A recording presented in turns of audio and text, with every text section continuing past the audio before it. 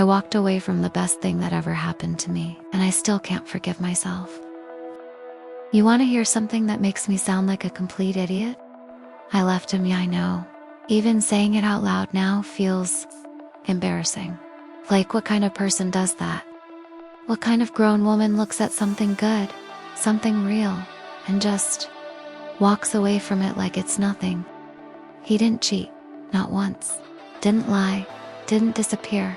He loved me, consistently, calmly, like it wasn't hard. And somehow, that's exactly what scared me. I'm 37.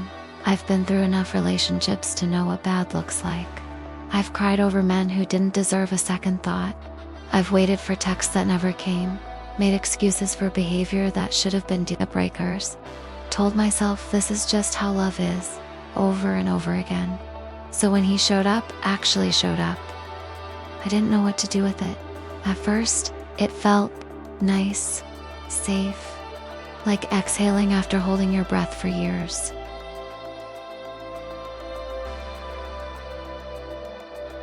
And then, slowly, it started feeling uncomfortable.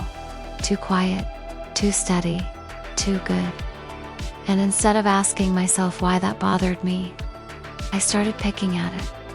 Little things at first, stupid things. Things that didn't even matter. I'd snap, then laugh it off like, haha, I'm just tired. But I wasn't tired. I was uneasy, like something was about to go wrong. Except nothing ever did, so I made something go wrong. I didn't explode, didn't have some dramatic meltdown. That would have at least made sense. No, I did something worse.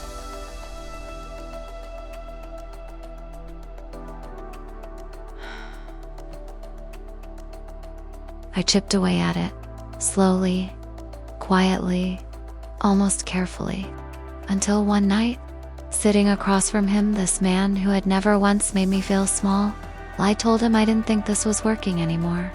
And the worst part, I thought I was being strong. God, I really believed that. That was 14 months ago.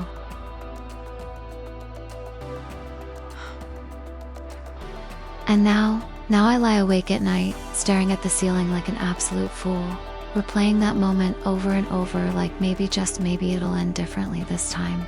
It never does. Because the truth is, I didn't lose him. I threw him away. And there's no version of that story where I'm not the problem.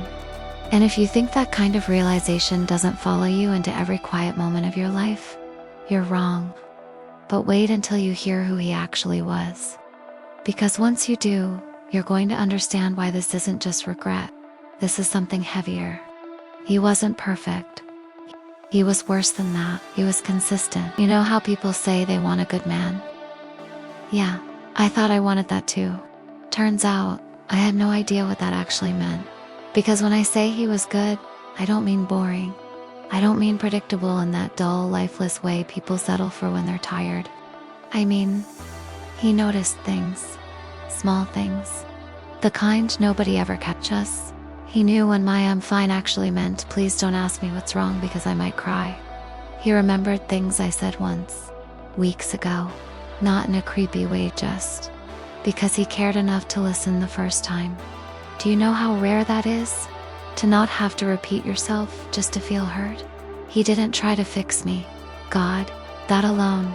No solutions, no lectures, no making me feel like I was too much. He'd just sit there with me. Quiet, present, default like I wasn't a problem to solve. Used to wondering where I stood. With him, there was no guessing. I felt exposed, like, why are you being this good to me?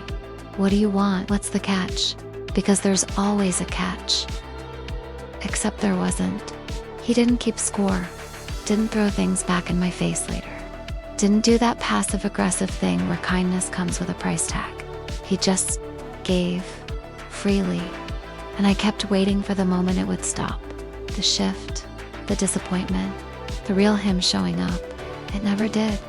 And that's when something in me started getting loud. This isn't real. This won't last. You're going to get hurt. So instead of letting myself fall into something good, I braced. And when bracing wasn't enough, I started pushing. because at least pushing meant I had control. At least then, if it ended, it would be because I made it end, not because I got blindsided again. Yeah, real smart logic, right? I had something people spend years looking for, and I treated it like a threat. And what I did next? This is the part nobody wants to admit, because this is where I stopped being confused and started being destructive.